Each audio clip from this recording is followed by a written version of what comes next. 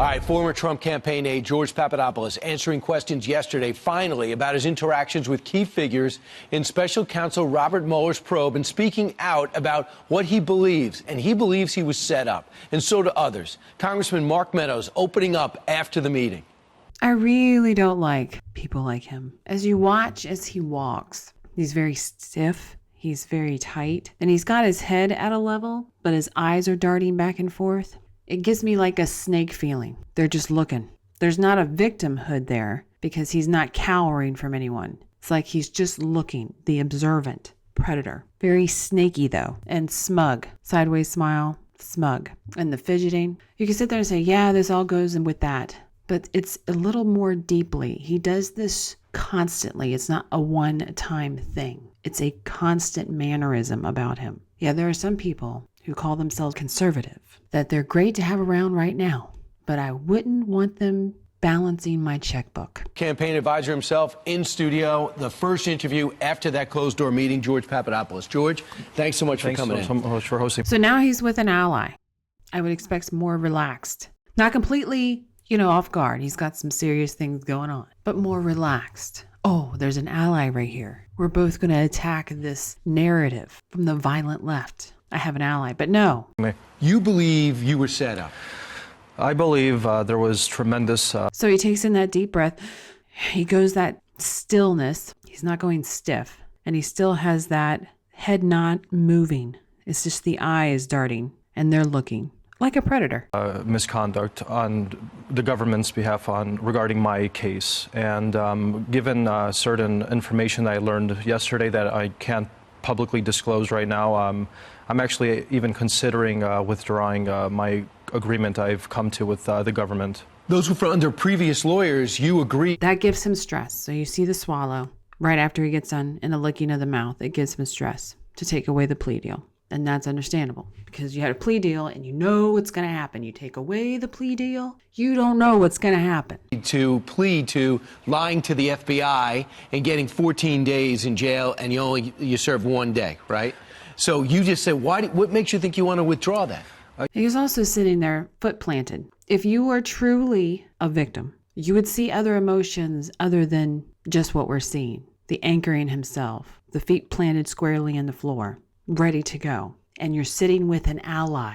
When I see this kind of behavior on something that clearly is, dude, you really have a case. I don't know why you're worried. It just means everything else that they normally do in life, they don't do it by the book. So for them to actually find an innocent part of their life where they can be, I'm being accused falsely, I've been attacked falsely, they don't react appropriately because it's a one-off. And I do feel sorry for the guy. No one should go through this. I guess this is the part of the body language. You're like, it's so good to see other people. Well, yeah, you get to see who they really are. They may be unjustly done this time, but the next time may be justified. You know what, to have to serve even 1 day in jail for something that now it seems that was completely orchestrated and I was framed in many ways, it's just something by principle and by precedent, I would never want another American to go through something like I'm going through again. So if I end up deciding to fight this, I would be doing it more so to assure that this precedent doesn't affect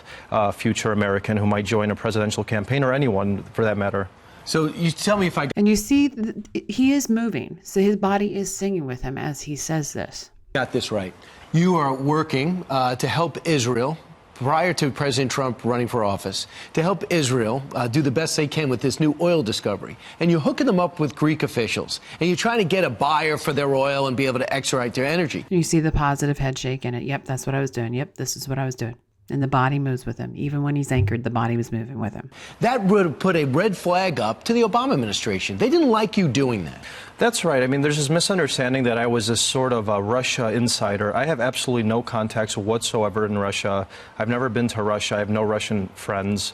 But I had a lot of contacts in the Middle East, in Israel, and Egypt. And what I really think this is all about is there was some sort of red flag that the Obama administration and possibly his DOJ put on me. There you go, stiff on it. There was some kind of possibly red flag. For my contacts in Israel, if it was politically motivated. And he's still stiff on it. His body doesn't move with him on this one. I'm not sure. It seems like that now, given certain information I learned recently. But that's really what this is all about. He does deals. between countries. And some he probably shouldn't be doing. That may be previous dealings coming into his mind, and that's why we see that stiffness come out. So he may be innocent in this one. That's the one that's flagged. Or there may be some dirty dealings in that too. We don't know. But he is stiff on it, which leads me to sit there and think deception. That, and he's not going anywhere in his brain. He's staying in that thought process. So it's this is my practiced answer. So George Papadopoulos gets to the attention of Donald Trump, and he adds you to his foreign policy team, an unpaid position. And you see here, when his head is bobbing up and down, his shoulders aren't moving as much. It's that stiffness that's coming in. So his positive head shake in this is not a true positive. We're going to use some influence and hopefully get a job if he wins. That's right. So you decide when David Cameron rips Donald Trump to write an editorial saying it's unfair to do that. And all of a sudden the antennas go up with British intelligence. Am I correct? Absolutely. As soon as I gave this, it was an interview to the Times of London, I think around May 1st or 2nd of 2016, where essentially I told the UK Prime Minister, look, back off from the candidate that I'm supporting, and you shouldn't be calling him an idiot or whatever he was doing about candidate Trump's proposal for a Muslim ban, which I think many people at the time in the United States were supportive of. And as soon as I gave that interview, that's when my life completely turned upside down. I was being followed in London. I had officials from the U.S. Embassy, which seemingly were intelligence officials, reaching out to me. Alexander Downer wanted to meet, and it was at that meeting with Alexander Downer where he said... We're also seeing stiffness through here, and this is his playback of when things started to happen. I'm wondering if they'd been following him prior to this, and this is just when it stepped up. Or look at it this way. You got a beat cop, they know the area, and they know who the idiots are. They know who the ones that are kind of like, I don't know. And you're the one that always flies in the radar, but they know you. And they know that you're not always up to good. And then all of a sudden, like he gets on this interview, says some things, and then they're all watching. So the looking increased. Essentially, he told me, you better stop bothering David Cameron, and you better tell Trump to stop bothering him too. And then, think about this, George. The Australian ambassador, who, by the way, gave millions of dollars to the Clinton Foundation, is telling you to stop bothering David Cameron. You're an American who happens to be working unpaid for Donald. And there he goes. Much more movement. The ally giving him, this is it. This is the truth. Because that happened. There was that truth. So Alexander Daniels talking to you, but prior to that, you were talking to a guy named Mifsud. That's right. Yeah, Joseph Mifsud. Yeah, so let's. I think I need to clarify who this person, Joseph Mifsud, is for the audience. He reached out to you. Yeah, Joseph Mifsud was the professor, this Maltese professor, who dropped the information on me about the Russians having Hillary Clinton's emails. So just prior to that, he reached out to you for what reason? He wanted to talk to you about energy.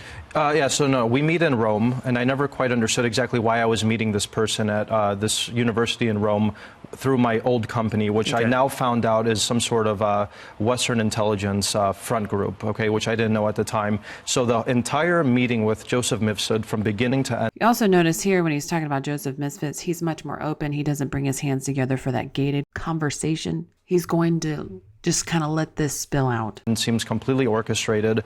And the most important fact is just a couple days ago. And of course, this is a answer. This is practice. This is well thought out. This man's lawyer went public and stated, listen, everyone, this narrative about my client, Joseph Mifsud, is completely wrong. He's not a Russian agent targeting Papadopoulos. He was actually working at the behest of the FBI when he was talking with Papadopoulos, when he was interacting with Papadopoulos. Now, unless his lawyer is slandering his client and he's waiting a massive lawsuit for libel, I'm not sure he's lying. Joseph Mifsud comes up to you and he says, I hear these Russians. Then he gets through this practiced answer, and you see the little adjustment in the leg and in the hips, and he goes back to his gated position. I do hope he wins this. Kind of like what they've been doing with Manafort, Flynn, just finding something to get you on.